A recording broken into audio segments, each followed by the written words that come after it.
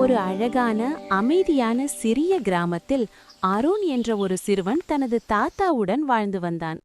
அந்த தாத்தா மிகவும் புத்திசாலி, அனுபவம் நிறைந்தவர். அருணுக்கு தாத்தாவுடன் இருப்பது மிகவும் பிடிக்கும்.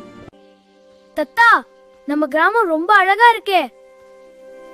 தினமும் மாலை நேரத்தில் தாத்தா அவனை வயல்வெளிக்கு அழைத்துச் சென்று கதைகள் சொல்லுவார். ஒரு நாள் காலை தாத்தா அவனிடம், அருண், இன்று மாலை வயலுக்கு போகலாமா? சரி தாத்தா, போகலாம். அருண் உற்சாகமாகி தாத்தாவுடன் வயலுக்கு சென்றான். தத்தா, இந்த வயல் நம்முடையதா? ஆம் அருண், இது நம் குடும்பத்தின் நிலம். அருமையா இருக்குங்க. அப்போது அருணின் மனதில் ஒரு கேள்வி எழும்பியது. அதை தாத்தாவிடம் கேட்டான். தாத்தா, நம்ம வீட்டு பொக்கிஷம் ஏதாவது இருக்கா? இருக்கு அருண், ஆனா அது எளிதா கிடைக்காது. பொக்கிஷம் இருக்கிறது என்பதை தெரிந்தவுடன் அருணின் கண்கள் பெரிதானது. எங்கே தாத்தா இருக்கு சொல்லுங்க. அது ரகசியம், ஆனா நான் காட்டுகிறேன். உண்மையா? சீக்கிரம் சொல்லுங்க. பொறுமையா இரு. அப்போது தாத்தா சொன்னார், இதோ பார், இந்த நிலத்தில் ஒரு பொக்கிஷம் புதைக்கப்பட்டிருக்கிறது. அருண், நீ கடினமாக உழைத்தால் மட்டுமே அந்த பொக்கிஷம் உனக்கு கிடைக்கும். அதை கேட்ட அருண் மிகவும் உற்சாகமாகிவிட்டான். நான் அந்த பொக்கிஷத்தை கண்டுபிடிக்க போறேன்.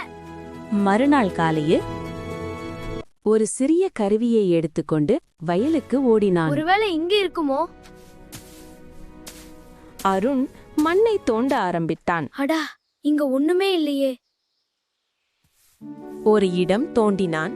அங்கு நான் ஒன்றுமில்லை. கண்டிப்பா அந்த பொக்கிஷத்தை கண்டுபிடிப்பேன். ஆனாலும் அருண் தினமும் தன் முயற்சியை ஒருவேளை இங்க கைவிடவில்லை. இருக்குமோ? தாத்தா அமைதியாக பார்த்தார். அப்படிதான் உழைக்கணும் அருண், இன்னும் நல்லா வேலை செய். அருண் தோண்டினான். எதுவும் கிடைக்கவில்லை. குழப்பமாக தாத்தாவை பார்த்தான்.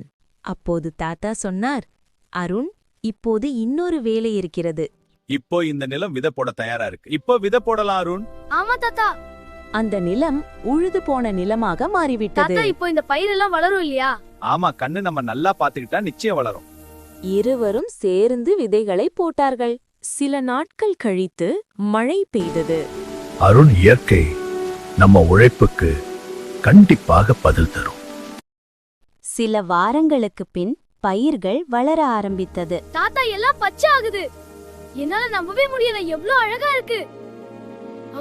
சில மாதங்களில் அந்த நிலம் விளைச்சல் நிலமாக மாறிவிட்டது. இது நம்ம உழைப்பின் பலன் அருண். நம்ம உழைப்பு வீணாகாது. பயிர்களை விற்றபோது அவர்களுக்கு நல்ல லாபம் கிடைத்தது. அப்போது அருண் தாத்தாவிடம் சரி கேட்டான், தாத்தா, அந்த பொக்கிஷம் எங்கே? சொல்லவே இல்லையே. பொறுமையாயிரு, போகும் வழியில் சொல்றேன். அருண், நீ தோண்டிய இந்த நிலம்தான் அந்த பொக்கிஷம். உழைப்பு தான் அந்த உண்மையான பொக்கிஷம்.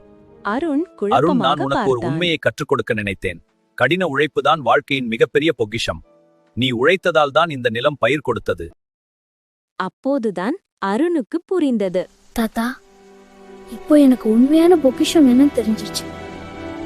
அருணுக்கு உண்மை புரிந்தது. சூரியன் மறையும் நேரத்தில் தாத்தாவும் அருணும் வயல்வெளியை பார்த்து கொண்டு அமைதியாக நடந்தார்கள். அந்த நாள் முதல் அருண் ஒருபோதும் சோம்பேறியாக இருக்கவில்லை. தாத்தா சொல்லிய அந்த பாடம் அவன் வாழ்நாள் முழுவதும் நினைவிலிருந்தது. இக்கதையில் நாம் கற்றுக்கொண்ட பாடம், கடின உழைப்புதான் நம் உண்மையான பொக்கிஷம். உழைப்பு நிச்சயம் வீண் போகாது.